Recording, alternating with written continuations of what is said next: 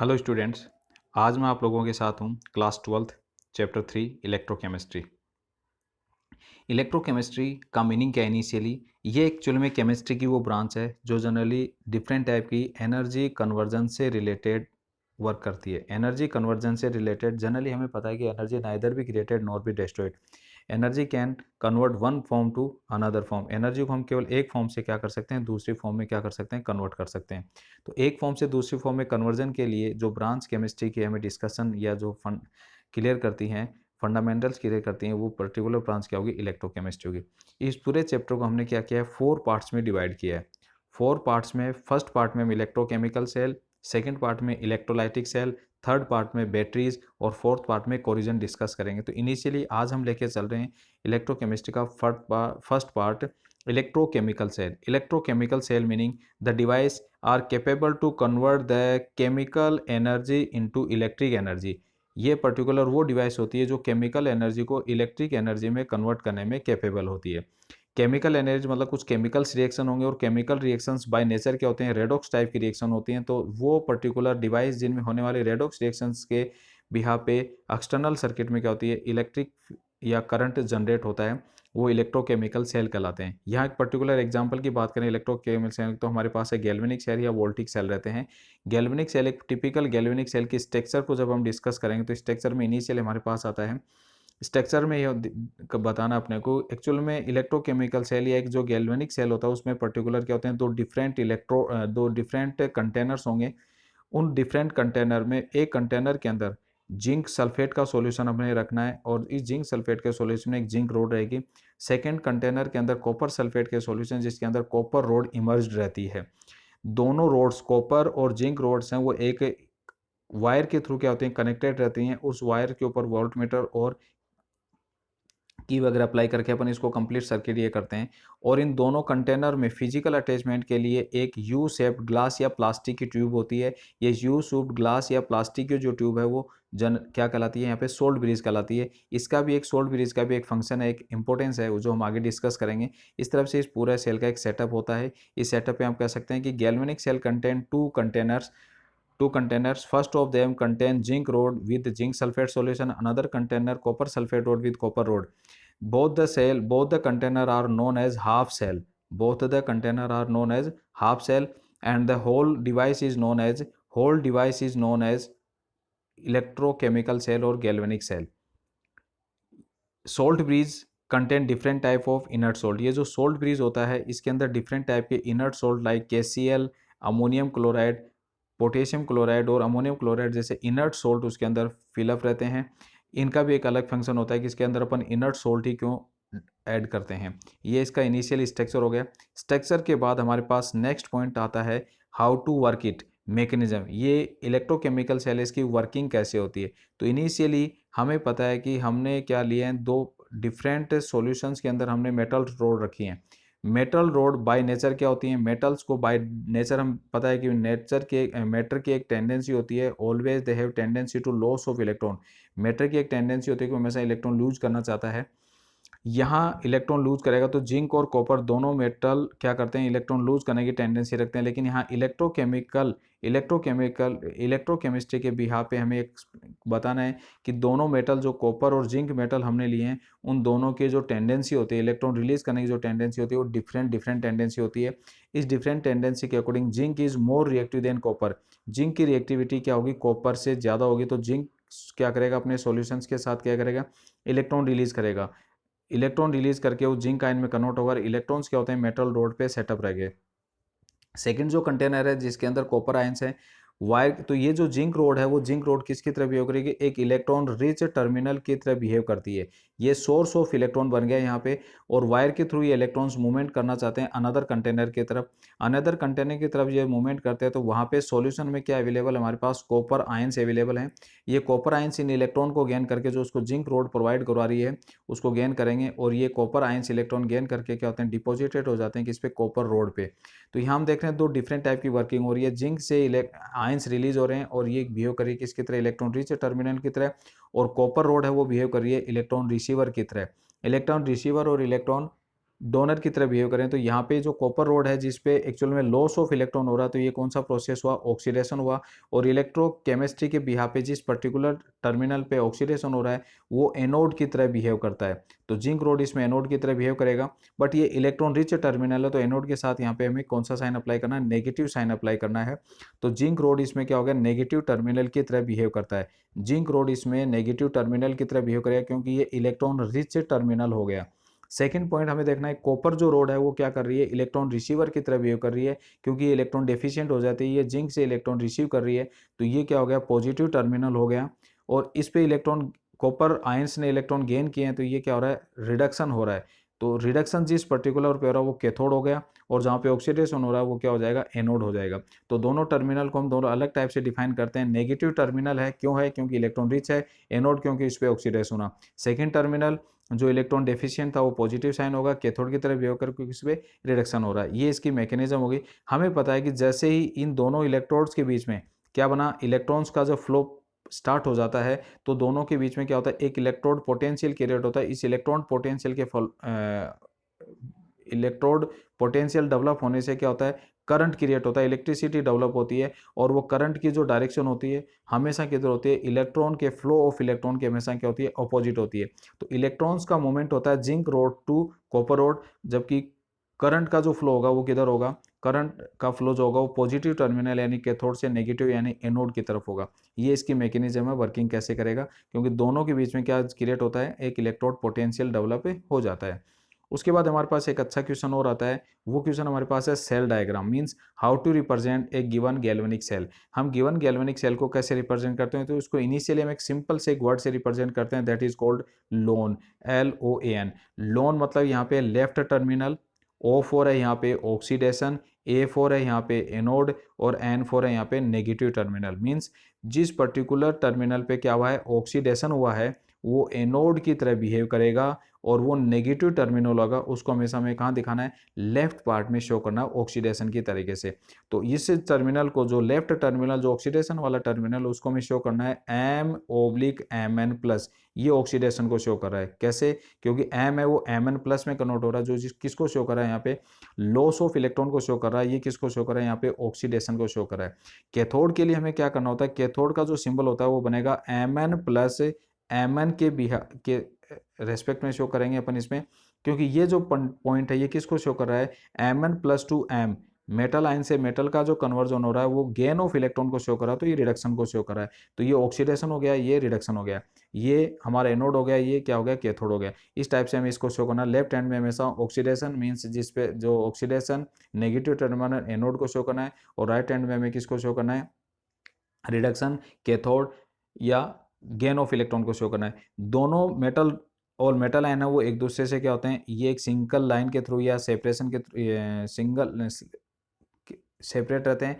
दोनों एनोड और कैथोड यानी ऑक्सीडेशन और रिडक्शन वाले जो टर्मिनल उनके बीच में क्या होता है, एक पैरेलल साइन होता है, दो वर्टिकल लाइंस ड्रॉ करते हैं। ये वर्टिकल लाइन है वो किसको शो करती हैं, सोल्ट ब्रिज को शो करती हैं। अभी मैंने स्ट्रक्चर में आपको बताया था कि सोल्ट ब्रिज क्या है, एक यू शेप्ड ग्लास या प्लास्टिक की ट्यूब होती है जो दोनों टर्मिनल को कनेक्ट करती है, दोनों कंटेनर को क्या करती है, कनेक्ट करती है। ये इस टाइप से इसको मैं क्या करना, शो करने का तरीका हो गया। ये इसको शो कर रहे हैं अपन, ये किसी भी पर्टिकुलर गैल्वेनिक सेल को शो करने का, ये न्यूमेरिकल में हमें इस चीज़ को काफ़ी हेल्प करेगा ये आगे। नेक्स्ट जो मैंने क्वेश्चन पूछा था आपसे कि सोल्ट ब्रिज का मेन फंक्शन क्या है, जनरली हम सोल्ट ब्रिज क्यों यूज़ कर रहे थे इसमें। तो सोल्ट ब्रिज के दो फंक्शन हैं। हमें पता है कि दोनों जो कंटेनर थे वो एक दूसरे से फिजिकल अटैच नहीं है, तो ये सोल्ट ब्रिज के थ्रू दोनों सॉल्यूशन एक दूसरे के कॉन्टैक्ट में रहते हैं। तो क्या करते हैं, दोनों एक दूसरे के कॉन्टैक्ट में रह क्या करेंगे, सर्किट को कंप्लीट करते हैं, और दोनों सॉल्यूशन में इलेक्ट्रिकल न्यूट्रलिटी को मेंटेन करते हैं।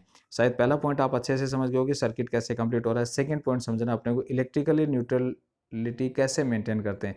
इलेक्ट्रिकल न्यूट्रलिटी कैसे मेंटेन करते हैं वो समझना हमें। हमने देखा था कि एक कंटेनर के अंदर जो जिंक सल्फेट का सॉल्यूशन था उसके अंदर जिंक रोड थी। इनिशियली इन्होंने क्या किया, अपने सॉल्यूशन के साथ इंटरेक्शन किया, और जिंक आयंस हैं वो सॉल्यूशन में रिलीज हो रहे हैं, और इलेक्ट्रॉन्स हैं वो कहाँ पे रह रहे हैं, मेटल रोड पे रह रहे हैं। ठीक है। सेकेंड कंटेनर के अंदर क्या था, कॉपर रोड थी, और कॉपर रोड में से, कॉपर सॉल्यूशन में से कॉपर आयंस हैं वो कॉपर आयंस डिपॉजिटेड हो रहे हैं किसके ऊपर, कॉपर रोड के ऊपर। तो इनिशियली हमने देखा कि जिंक यानी जो एनोड वाला कंटेनर था उसके अंदर केटायंस का नंबर क्या हो रहा है, केटायंस का नंबर इंक्रीज होना शुरू हो रहा है। तो केटायंस का नंबर जब इंक्रीज होना शुरू हो रहा तो सॉल्यूशन जो होगा वो स्लाइटली पॉजिटिव हो गया। इनिशियली ये रोड किसकी तरह बिहेव कर रही थी, इनिशियली ये रोड इलेक्ट्रॉन रिच टर्मिनल की तरह बिहेव कर रही थी, इसीलिए इलेक्ट्रॉन की सप्लाई किधर दे रही थी, कॉपर रोड की तरफ दे रही थी। लेकिन अभी हमने देखा कंटिन्यूसली ये जब वर्किंग होगी तो सॉल्यूशन कैसा होता जा रहा है, स्लाइटली पॉजिटिव होता जा रहा है। जिंक रोड क्या होगी, नेगेटिव होती जा रही है। लेकिन जब उस जिंक रोड का खुद का सॉल्यूशन ही क्या हो गया, पॉजिटिव हो गया, तो क्या इस कॉपर रोड को वो इलेक्ट्रॉन की सप्लाई करेगा, नहीं करेगा, क्योंकि उसका खुद का सॉल्यूशन क्या हो रहा है, स्लाइटली पॉजिटिव हो रहा है, तो इलेक्ट्रॉन की सप्लाई रुक जाएगी। ये तो हो गया जिंक के बिहा पे। सेकंड पॉइंट से देखें आप इधर कॉपर के बिहा पे कि कॉपर आयंस हैं वो इलेक्ट्रॉन गेन करके कॉपर न्यूट्रलाइज होते हुए कॉपर रोड पे क्या होते जा रहे हैं, डिपॉजिट हो जा रहे हैं। तो सॉल्यूशन में क्या हो रहा है, कॉपर आयंस का नंबर कम होता जा रहा है। इधर जिंक आयन का नंबर इंक्रीज हो रहा था, इधर कॉपर आयंस का नंबर डिक्रीज हो रहा है। उससे सॉल्यूशन क्या हो गया, स्लाइटली नेगेटिव, क्योंकि इसमें केवल अब सल्फेट आयंस ही बचेंगे। तो स्लाइटली नेगेटिव हो गया। स्लाइटली पहले ही क्या था, इलेक्ट्रॉन डेफिशिएंट टर्मिनल था, ये पूरा हाफ कंटेनर इलेक्ट्रॉन डेफिशिएंट था। लेकिन अब इसका सॉल्यूशन क्या होता जा रहा है, नेगेटिव होता जा रहा है। तो ये भी क्या करेगा, इलेक्ट्रॉन की सप्लाई या इलेक्ट्रॉन नहीं लेना चाहेगा। तो जिंक इलेक्ट्रॉन देना, ये वाला कंटेनर इलेक्ट्रॉन रिलीज नहीं कर रहा, ये वाला इलेक्ट्रॉन लेना नहीं चाह रहा, तो इलेक्ट्रॉन का फ्लो रुक गया। इलेक्ट्रॉन का फ्लो रुकते ही जो करंट का फ्लो हुआ था या करंट का जो जनरेशन या करंट जो बना था वो क्या हो गया, अपने आप बंद हो जाएगा। क्योंकि इलेक्ट्रॉन के फ्लो से तो पोटेंशियल डेवलप हुआ था, वो इलेक्ट्रॉन का फ्लो जब रुक जाएगा तो करंट का पोटेंशियल नहीं होगा। इसलिए क्या जरूरी है कि दोनों सॉल्यूशंस को क्या रहना जरूरी है, दोनों सॉल्यूशन को न्यूट्रल रहना जरूरी है। और दोनों सॉल्यूशन न्यूट्रल कैसे रहेंगे, क्योंकि इनके बीच में जो हमने यू शेप्ड ग्लास ट्यूब डाली हुई, हमने देखा कि उसमें पोटेशियम क्लोराइड था। तो ये क्या करेगा, क्लोराइड आयन को क्या करता है, इधर सप्लाई करेगा। इधर क्लोराइड आयन आने से क्या होगा, जो स्लाइटली पॉजिटिवनेस क्रिएट हुई थी वो क्या हो जाती है, न्यूट्रल हो जाती है। और कॉपर वाले कंटेनर की तरफ वो क्या करेगा, पोटेशियम आयन की सप्लाई करेगा। तो स्लाइटली जो नेगेटिवनेस क्रिएट हुई थी वो क्या हो जाती है, न्यूट्रल हो जाती है। तो दोनों सॉल्यूशन ये इलेक्ट्रोकेमिकल सेल या गैल्वेनिक सेल प्रॉपर फंक्शनिंग करता रहे, वर्किंग करता रहे, उसके लिए जरूरी है कि दोनों सॉल्यूशन क्या रहे, 100% न्यूट्रल रहना चाहिए। और ये तभी पॉसिबल है जिनमें ऑपोजिट आयंस की सप्लाई रेगुलरली होती रहे। और ये ऑपोजिट आयन की सप्लाई किसकी हेल्प से होती है, इसे सोल्ट ब्रिज की हेल्प से होती है। तो ये एक इंपॉर्टेंट फंक्शन है किसका, सोल्ट ब्रिज का। सेकेंड हमारे पास है पॉइंट, इसमें आता है कि हमने इस सोल्ट ब्रिज के अंदर जो सोल्ट वर्ड यूज किया था वो सिंपली सोल्ट नहीं था, उसके लिए हमने वर्ड यूज किया था इनर्ट सोल्ट यूज किए थे हमने। इनर्ट इलेक्ट्रोलाइट इसके अंदर क्यों यूज करते हैं, क्योंकि इनर्ट वो केमिकली रिएक्ट नहीं करता है किसके साथ, सॉल्यूशन के साथ, means does not interfere with the net cell reaction. यह एक वर्ड आ रहा है net cell reaction. Net cell reaction क्या हमने अभी क्या देखा था, नेट सेल रिएक्शन, एक रिएक्शन हो रही थी जिंक वाले कंटेनर पर, जिंक आयन का ऑक्सीडेशन हुआ था और उसने इलेक्ट्रॉन रिलीज किया था, ये ऑक्सीडेशन ये जिंक कंटेनर पे फर्स्ट हाफ सेल पे रिएक्शन हुई थी। सेकंड हाफ सेल पे क्या रिएक्शन हुई थी, कॉपर आयंस हैं वो इलेक्ट्रॉन गेन कर रहे हैं और कन्वर्ट हो रहे हैं किसमें, कॉपर में। ये हाफ रिएक्शन कहलाएंगे दोनों, क्योंकि वो दोनों कंटेनर हाफ सेल, तो इनके होने वाली रिएक्शंस क्या होती हैं, हाफ रिएक्शंस होंगी। इन दोनों रिएक्शंस को जब अपन ऐड कर देते हो तो दोनों साइड से नंबर ऑफ इलेक्ट्रॉन की इक्वल है, कैंसिल हो गए। तो हमारे पास आया zinc plus copper ions is equal to zinc ion plus copper. ये जो नेट रिएक्शन है इसमें ये जो आयंस होंगे पोटेशियम क्लोराइड यानी सोल्ट ब्रिज के अंदर अवेलेबल आयंस के थ्रू जो आयंस रिलीज किए जाएंगे इन हाफ सेल के अंदर, वो इस पर्टिकुलर नेट सेल रिएक्शन में या ओवरऑल सेल रिएक्शन में इंटरफेयर नहीं करते हैं। ये यहाँ तक हमारा एक पॉइंट क्लियर हो गया, गैल्वेनिक सेल की स्ट्रक्चर हो गई, मैकेनिज्म हो गई, और इंपॉर्टेंस ऑफ सॉल्ट ब्रिज या इंपॉर्टेंस ऑफ इनर्ट सोल्ट हो गया। उसके बाद हमारे पास एक अच्छी एक डेफिनेशन और आती है जो इलेक्ट्रोकेमिकल सेल या गैल्वेनिक सेल से रिलेटेड है, दैट इज इलेक्ट्रोड पोटेंशियल या single electrode potential. Electrode potential या सिंगल इलेक्ट्रोड पोटेंशियल क्या है, इनिशियली हम ये देख रहे हैं कि जैसे ही किसी इलेक्ट्रोड को, मेटल रोड को हम किसी सॉल्यूशन के अंदर रखते हैं तो मेटल रोड है वो अपने एटमॉस्फेयर से क्या करता है, इंटरेक्ट करेगा। इस मेटल रोड को हमने कहाँ रखा हुआ है, एक सॉल्यूशन में रखा हुआ है। आपने सेटअप नहीं किया तो भी ये अपने एक्सटर्नल यानी जिस सॉल्यूशन में रखा हुआ उसके साथ इंटरेक्शन करेगा। इंटरेक्शन इसकी टेंडेंसी कहते हैं इलेक्ट्रॉन रिलीज करने की टेंडेंसी, तो जिंक आयन ने इसके सॉल्यूशन में जब ये सेटअप पूरा नहीं है तो भी क्या करेगा, ये अपने सॉल्यूशन के साथ इंटरेक्ट करेगा और सॉल्यूशन में जिंक आयन रिलीज करता रहेगा। तो यहाँ पे क्या बना, जिंक मेटल रोड के ऊपर क्या रह गए, इलेक्ट्रॉन्स रह गए, और सॉल्यूशन क्या हो गया, तो सॉल्यूशन हो गया स्लाइटली पॉजिटिव और मेटल रोड क्या होगी, स्लाइटली नेगेटिव होगी। तो यहाँ पे भी अभी हमने देखा था कि दोनों हाफ सेल के अंदर एक पोटेंशियल डिफरेंस डेवलप हुआ था। अब यहाँ आप देख रहे हो हमने एक हाफ सेल नहीं केवल हमने दोनों हाफ सेल नहीं केवल एक हाफ सेल कंसिडर करें, जिंक और जिंक सल्फेट वाला, तो उसमें भी एक पोटेंशियल डेवलप होता है। और वो पोटेंशियल डेवलप किसके बीच में हुआ, उस मेटल रोड जिस सॉल्यूशन के अंदर डूबी हुई है, इमर्ज्ड है, उस मेटल रोड और उस सॉल्यूशन के अंदर जो इमर्ज्ड है उनके बीच में भी एक चार्ज में वेरिएशन क्रिएट हो जाता है। चार्ज में वेरिएशन जिसको हम क्या बोल रहे हैं, पोटेंशियल डिफरेंस डेवलप हो गया। और ये पोटेंशियल डिफरेंस ही क्या कहलाता है, सिंगल इलेक्ट्रोड, अकेले इलेक्ट्रोड का पोटेंशियल डिफरेंस कहलाता है। या इसको हम सिंपली क्या कह सकते हैं, इलेक्ट्रोड पोटेंशियल कह सकते हैं। तो इसको हम जनरली डिफाइन कर रहे हैं यहाँ पे, an electron potential difference develop between the electrode and their electrolyte. Electrode मतलब मेटल रोड और इलेक्ट्रोलाइट जिस सॉल्यूशन में डूबा हुआ है। या फिर आप कह सकते हैं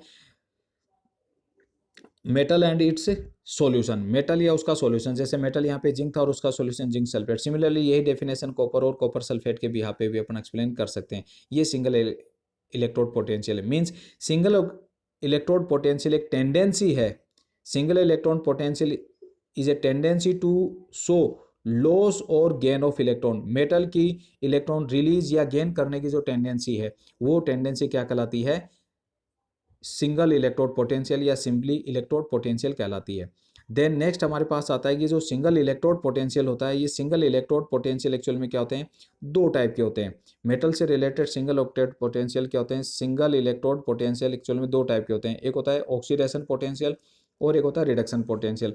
ऑक्सीडेशन पोटेंशियल मेटल की लॉस ऑफ इलेक्ट्रॉन की टेंडेंसी शो करेगा, और रिडक्शन पोटेंशियल उसकी गेन ऑफ इलेक्ट्रॉन की टेंडेंसी को शो करता है। एक इंटरेस्टेड से सुनिए आप, every metal has both the tendency. Her metal की क्या होती है, दोनों टेंडेंसी होती है। मतलब वो इलेक्ट्रॉन रिलीज भी कर सकता है, इलेक्ट्रॉन गेन भी कर सकता है। इलेक्ट्रॉन लूज और गेन दोनों टेंडेंसी उसकी होती हैं। अब दो मेटल रोड में जब हम उसको पेयरिंग की फॉर्म में लेते हैं, एनोड और कैथोड की फॉर्म में लेते हैं, तो कौन सा मेटल इलेक्ट्रॉन लूज करेगा यानी एनोड की तरह बिहेव करेगा, कौन सा गेन करेगा मतलब कैथोड की तरह बिहेव करेगा, ये डिपेंड करता है उन दोनों की रिएक्टिविटी पे।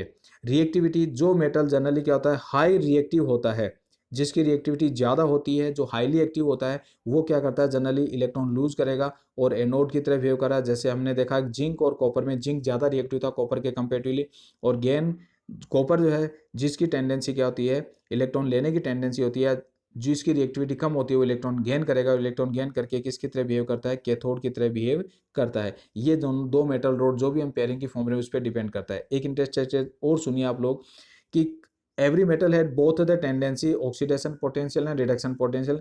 इनको न्यूमेरिकली वैल्यूज क्या होती हैं, सेम। बोथ है, बोथ टेंडेंसी, सभी एलिमेंट्स की दोनों टेंडेंसी होती हैं, एंड सेम न्यूमेरिक वैल्यू। उनकी न्यूमेरिक वैल्यूज भी क्या होती हैं, सेम होती हैं। न्यूमेरिक वैल्यूज भी सेम होंगी, बट उनके साइन क्या होते हैं, डिफरेंट होते हैं। जैसे हम एक एग्जांपल ले रहा हूँ यहाँ पे, एग्जाम्पल ले रहा हूँ कि जैसे जिंक है, जिंक के लिए यदि मैं ऑक्सीडेशन पोटेंशियल और रिडक्शन पोटेंशियल की बात करूँ, तो जिंक का ऑक्सीडेशन पोटेंशियल ये वैल्यूज होती हैं 0.76 और ये भी होती है 0.76। यानी जिंक के लिए ऑक्सीडेशन और रिडक्शन पोटेंशियल की न्यूमेरिक वैल्यू दोनों ही आएंगी 0.06, बट यहाँ पे साइन डिफरेंट होता है। रिडक्शन पोटेंशियल इसके लिए क्या होता है, नेगेटिव होता है, और ऑक्सीडेशन पोटेंशियल क्या होता है, पॉजिटिव होता है। कॉपर के लिए क्या होता है, सेम कॉपर के लिए भी दोनों वैल्यूज होती हैं, दैट इज 0.34 और 0.34। बट कॉपर के लिए जो उसका जो रिडक्शन पोटेंशियल है वो पॉजिटिव होता है, और इसका रिडक्शन पोटेंशियल क्या होता है, नेगेटिव होता है। तो जब हर एलिमेंट की दोनों टेंडेंसी होती है, दोनों के न्यूमेरिक वैल्यू सेम होते हैं, बट साइन उनके डिफरेंट होते हैं। अब डिफरेंट टाइप के जो इलेक्ट्रोकेमिकल से रिलेटेड या किसी गैल्वेनिक सेल के पोटेंशियल को हम फाइंड आउट करेंगे, उसके लिए हमें जो वैल्यू चाहिए वो वैल्यूज हमें कौन सी लेनी है। तो आईपीएससी ने ये पहले से डिसाइड कर दिया है कि हमें किसी एलिमेंट के लिए कैलकुलेशन करनी है तो हमें किसको प्रीफर करना है, उसके रिडक्शन पोटेंशियल को प्रीफर करना है। रिडक्शन पोटेंशियल या तो ऑलरेडी हमें किसी गिवन जो क्वेश्चन हमें सॉर्ट आउट करना उसमें ऑलरेडी उसका क्या दे रखा होगा, रिडक्शन पोटेंशियल दे रखा होगा। अब आप उसको कैसे पता लगाएंगे कि उस एलिमेंट का रिडक्शन पोटेंशियल है, तो जनरली ये लिखा जाता है एम। इसको मैं इस तरह से बताऊँ, कॉपर वाला एग्जांपल लेके बता रहा हूँ। सपोज हमें कॉपर के लिए दे रखा है कॉपर ओब्लिक Cu+2, और एक वैल्यू उसके लिए हमें दे दी -0.34।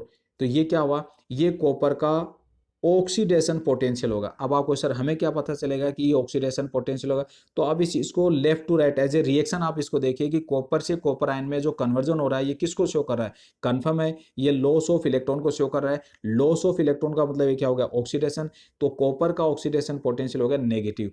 लेकिन हमें डिफरेंट टाइप की जो कैलकुलेशंस करनी है उसके लिए हमें किसकी रिक्वायरमेंट है, उसके लिए हमें रिक्वायरमेंट है रिडक्शन पोटेंशियल की। तो हम इसको रिडक्शन कैसे बनाएंगे, सिंपली इसका साइन चेंज कर देंगे। कितना हो जाएगा, माइनस की जगह क्या हो जाएगा, +0.34 हो गया। सपोज ये आपको दे रखा होता इस टाइप से Cu+2 एंड Cu, और आपकी गिवन वैल्यूज है 0.34। तो क्या करें, ये वैल्यूज आपको दे रखी है किसी सॉल्यूशन को सॉर्ट आउट करने के लिए। तो आप देखिए ये क्या है, हमें नहीं पता कि ये ऑक्सीडेशन है रिडक्शन, लेकिन आप ये जो इक्वेशन आपको दे रखी है, जो एक इसको लिखने का जो फॉर्मेट है, उस फॉर्मेट को समझिए आप। कॉपर से कॉपर आयन से कॉपर कन्वर्ट हो रहा है, किसको शो कर रहा है, कन्फर्म है ये गेन ऑफ इलेक्ट्रॉन को शो कर रहा है। गेन ऑफ इलेक्ट्रॉन का मतलब ये क्या होगा, रिडक्शन। तो इस वैल्यू में हमें कोई चेंज नहीं करना, ये वैल्यू एज इट यूज करेगी। ये कॉपर का एग्जाम्पल नहीं समझे तो इसको मैं एक दूसरा एग्जाम्पल जिंक लेके कंफर्म कर देता हूँ। सपोज हमें एक वैल्यू दे रखी है गिवन क्वेश्चन में Zn/Zn+2। Zn/Zn+2 जो हमें दे रखा है, इसकी वैल्यू हमें दे रखी है 0.76। क्लियर, ये वैल्यू हमें दे रखी है। तो अब ये क्या है, ये ऑक्सीडेशन है या रिडक्शन। तो देखिए फिर इस चीज को समझिए आप, ये किसको शो कर रहा है, लेफ्ट टू राइट आप इसको कन्वर्ट करिए। Zn से Zn आयन का जिंक से जिंक आयन का कन्वर्जन किसको शो कर रहा है, कंफर्म। ये लॉस ऑफ इलेक्ट्रॉन को शो कर रहा है। लॉस ऑफ इलेक्ट्रॉन मतलब ये क्या हो गया, ऑक्सीडेशन हो गया। तो जिंक का ऑक्सीडेशन पोटेंशियल 0.76 है। बट हमें क्या चाहिए, कैलकुलेशन के लिए इसका रिडक्शन चाहिए। तो इसका रिडक्शन कैसे लाओगे आप, साइन चेंज कर दोगे। सपोज साइन चेंज कर दिया आपने, तो वैल्यू आपको लेनी है यहाँ पे -76। लेकिन आपको यही जिंक की वैल्यू दे रखी है, आपको Zn+2/Zn में दिया जाए तो कंफर्म आपको ये वैल्यू -0.76 देंगे। तो अब इसको समझिए, क्या इसको चेंज करना है कि नहीं करना। इसको चेंज नहीं करना, क्योंकि ये वैल्यूज किस फॉर्म में दे रखी है, ये गेन ऑफ इलेक्ट्रॉन को शो कर रही है, यानी रिडक्शन की फॉर्म में दे रखी है। तो इसको चेंज नहीं करना है। इन दोनों इक्वेशन जिंक और कॉपर वाले एग्जाम्पल से सपोज मुझे सेल पोटेंशियल निकाल, ये तो हो गया सिंगल इलेक्ट्रोड पोटेंशियल। अब मुझे क्या निकालना है, जो गैल्वेनिक सेल मैंने अभी सेटअप किया था उसका मुझे सेल पोटेंशियल निकालना है। ई सेल से शो किया जाता है सेल पोटेंशियल। इससे पहले मैं थोड़ी सी बात करूं, अभी मैंने आपसे सिंगल इलेक्ट्रोड पोटेंशियल की बात कर ली। सिंगल इलेक्ट्रोड पोटेंशियल को ई से शो करते हैं। क्लियर है, ये सिंगल इलेक्ट्रोड पोटेंशियल है क्या, ये है potential difference developed between metal and metal solution, electrode और इलेक्ट्रोलाइट। क्लियर है। अब यही वर्ड आ रहा है हमारे पास, स्टैंडर्ड इलेक्ट्रोड पोटेंशियल। ई नोट भी जब आपके पास आ जाए, standard electrode potential. Standard electrode potential क्या होता है, जब कंडीशन स्टैंडर्ड हो जाती हैं तो सिंगल इलेक्ट्रोड पोटेंशियल क्या, जो इलेक्ट्रोड का जो पोटेंशियल है, जो एक पोटेंशियल डिफरेंस डेवलप हुआ था किसमें, मेटल और मेटल सॉल्यूशन के अंदर जो डिफरेंस डेवलप हुआ था, वो स्टैंडर्ड कंडीशन। यहाँ पे स्टैंडर्ड कंडीशंस क्या हैं, जब टेम्परेचर यहाँ पे रखा जाए 25 डिग्री सेल्सियस मीन्स 298 केल्विन, और प्रेशर रखा जाए कितना, 1 बार, जब गैसियस इलेक्ट्रोड हो, और कंसंट्रेशन ऑफ आयंस को क्या कर लिया जाए, 1 m कर लिया जाए, वो स्टैंडर्ड कंडीशन से होती है। Standard electrode potential means 1 m concentration, 298 kelvin temperature पे जब सिंगल इलेक्ट्रोड पोटेंशियल है तो स्टैंडर्ड हो जाएगा। और यदि कोई गैसियस अरेंजमेंट वहाँ पे किया गया है तो कंसंट्रेशन और टेम्परेचर के साथ साथ वहाँ पे प्रेशर भी हमें इंक्लूड करना है, और 1 बार प्रेशर पे। तो confirm 1 m concentration of ion से 298 केल्विन टेम्परेचर और 1 बार प्रेशर पे जो सिंगल इलेक्ट्रोड पोटेंशियल है या इलेक्ट्रोड पोटेंशियल है, वही क्या कहलाता है, स्टैंडर्ड पोटेंशियल कहलाता है। तो ये आप समझ गए कि सिंपली ई और ई नोट में क्या डिफरेंस है। क्लियर है। देन नेक्स्ट हमारे पास आता है, ये हो गया अकेले इलेक्ट्रोड। सिंगल इलेक्ट्रोड की हमने बात कर ली, बट हमें अकेले इलेक्ट्रोड नहीं, हमें पूरा सेल सेटअप करना है। ये पूरा सेल सेटअप, तो यहाँ पे जो वोल्ट मीटर लगाया था हमने जिंक और कॉपर रोड के बीच में जो सेटअप किया था, तो इसका पोटेंशियल क्या आएगा। तो इसका पोटेंशियल एक्चुअल में क्या होता है, एक डिफरेंस होता है। किस किस का डिफरेंस होता है, ये डिफरेंस होता है कैथोड और एनोड का।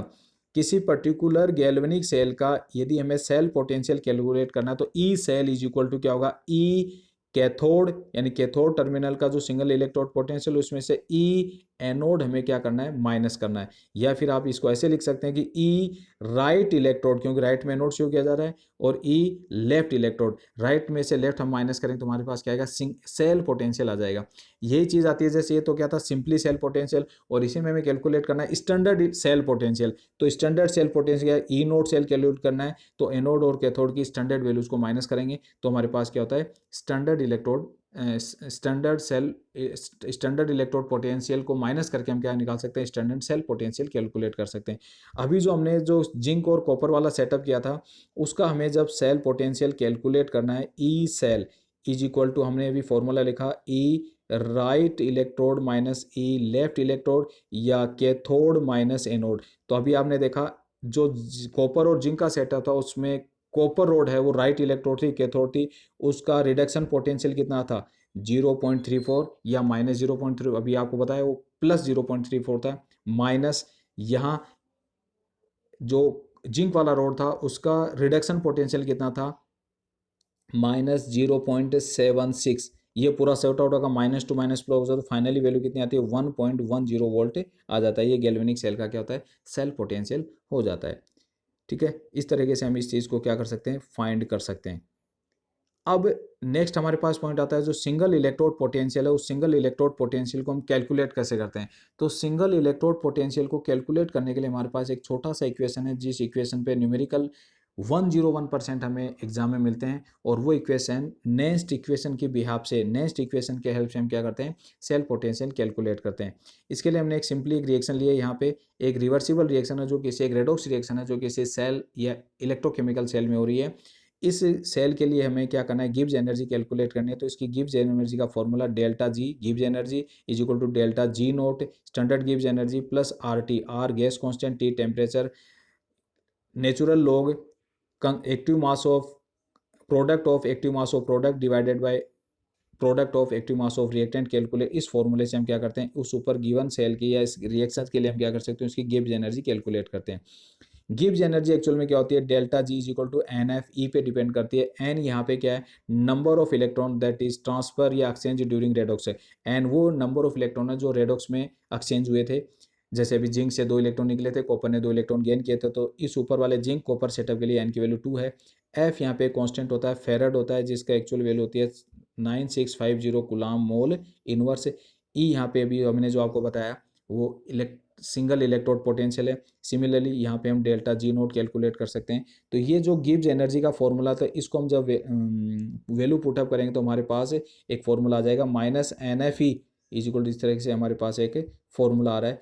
इस पूरे फॉर्मूले को हमें क्या करना है, डिवाइड करना है माइनस एन एफ ई से। जैसे इसको हम डिवाइड करेंगे एन एफ ई से, तो हमारे पास एक फॉर्मूला आ जाएगा ई का formula, E is equal to E naught, यहाँ पे आर टी एन एफ।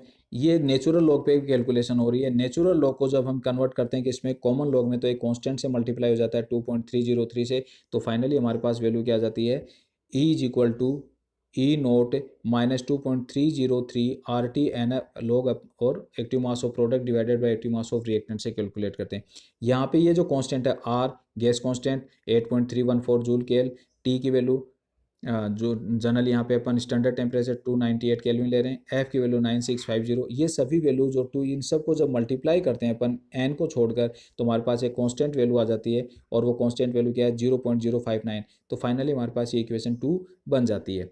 इस इक्वेशन थर्ड से हम क्या कर सकते हैं, किसी भी गिवन रिएक्शन के लिए हम क्या कर सकते हैं, या किसी भी गिवन इलेक्ट्रोड के लिए उसका सिंगल इलेक्ट्रोड पोटेंशियल कैलकुलेट कर सकते हैं।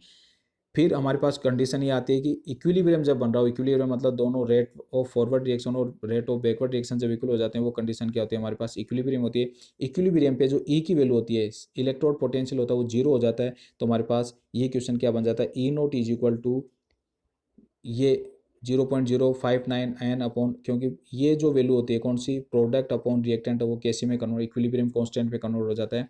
तो इक्वेशन थर्ड से फिर इक्वेशन फोर्थ बन जाते हैं, जिसकी बिहार पे हम क्या कर सकते हैं, इक्विलिब्रियम कांस्टेंट भी कैलकुलेट कर सकते हैं। कब, जब ई नोट हमें ये दे रखा हो। उसके बाद हमारे पास आता है कि ये वैल्यू, ये तो पूरे सेल के लिए हो गया। अब हमें इसको सिंगल इलेक्ट्रोड के लिए अप्लाई करना, तो सिंगल इलेक्ट्रोड को आप रिडक्शन की फॉर्म में कैसे लिखेंगे, एम एन प्लस ई लिखेंगे, या एम एन प्लस ई और ई लिख एम लिखेंगे, बताइए। तो कन्फर्म है, सिंगल इलेक्ट्रोड पोटेंशियल को रिडक्शन की फॉर्म में लिखेंगे। तो इसमें क्या होगा, ये सॉलिड स्टेट है, इसकी कंसंट्रेशन यूनिट हो जाएगी। तो इस इक्वेशन को, जो भी हमने आपको इक्वेशन लिखी थी रिडक्शन की फॉर्म में सिंगल इलेक्ट्रोड के लिए, M n plus n e is equal to M, इसके लिए हमें ये इक्वेशन थर्ड अप्लाई करनी है। तो इक्वेशन टू अप्लाई करनी है। तो इससे इक्वेशन क्या बनेगा हमारे पास, E is equal to E naught, ये इक्वेशन 5 हमें मिल जाएगी, E is equal to E naught minus 0.mn upon M. M की वैल्यू यहाँ पे क्या होती है, कांस्टेंट हो जाती है। इस टाइप से हम इस वैल्यू को हम कैलकुलेट कर सकते हैं।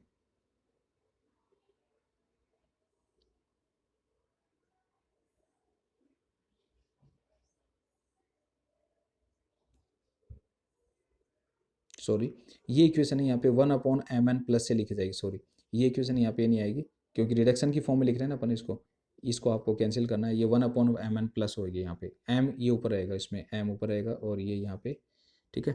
देन नेक्स्ट हमारे पास है इसमें, ये इसको सॉर्ट आउट करने का तरीका है। दूसरा तरीका होता है स्टैंडर्ड हाइड्रोजन इलेक्ट्रोड से। एक तो हो गया ये जो भी प्रोसेस हमने आपको बताई, नेक्स्ट इक्वेशन से, नेक्स्ट इक्वेशन है कि न्यूमेरिकल क्वेश्चन इस पे आता है जो हम इसको न्यूमेरिकली सॉर्ट आउट करेंगे। लेकिन दूसरा हमारे पास जो मेथड है सिंगल इलेक्ट्रोड पोटेंशियल कैलकुलेट करने का, वो है स्टैंडर्ड हाइड्रोजन इलेक्ट्रोड से। एसएचसी की हेल्प से भी हम इसको कैलकुलेट कर सकते हैं। तो इनिशियली एसएचसी का स्ट्रक्चर हमें बताना है। एसएचसी में एक प्लेटिनम का ब्लैक कोटेड प्लेटिनम इलेक्ट्रोड होता है जो हाइड्रोजन आयन के सॉल्यूशन में इमर्ज रहता है, जिसकी कंसंट्रेशन क्या होती है, यूनिट रहती है। और इसमें कंसंट्रेशन को ऑलरेडी कांस्टेंट रखने के लिए उसमें 298 केल्विन पे 1 बार प्रेशर पे हाइड्रोजन गैस हमें पास करनी होती है। ये एसएचसी का स्ट्रक्चर है। इस एसएचसी की हेल्प से भी हम क्या कर सकते हैं, सिंगल इलेक्ट्रोड पोटेंशियल कैलकुलेट कर सकते हैं। कैसे करेंगे, तो उसके लिए हमें एक सेटअप करना पड़ता है। वो सेटअप क्या होगा, एक हमें गैल्वेनिक सेल बनाना है। किस किस के बीच में, जो अननोन इलेक्ट्रोड हमें दे रखा है, ये अननोन इलेक्ट्रोड है Mn प्लस और M, ये हमें अननोन इलेक्ट्रोड दे रखा है। अननोन इलेक्ट्रोड मतलब जिसका इलेक्ट्रोड पोटेंशियल हमें कैलकुलेट करना है, उसको एज ए कैथोड हम बना के यहाँ पे सेटअप करते हैं। और ये जो एसएचसी दिया हुआ है हमें, ये एसएचसी इसमें हमें एज ए एनोड सेटअप करना है। दोनों को सेटअप करेंगे तो हमें क्या होगा, इसके सर्किट में करंट क्रिएट होगा, ई सेल कैलकुलेट होगा। अब एक्चुअल में क्या होता है, जो ये एनोड है स्टैंडर्ड हाइड्रोजन इलेक्ट्रोड है, इसका इलेक्ट्रोड पोटेंशियल एक्चुअल में क्या होता है, जीरो कंसीडर किया गया है या जीरो कंसीडर किया जाता है। तो ई एल की वैल्यू जीरो रहती है। तो जो सेल पोटेंशियल हमारे पास आएगा, वो जो सेल पोटेंशियल आएगा वही क्या होता है, सिंगल इलेक्ट्रोड पोटेंशियल हो जाता है इसमें। Thank you students.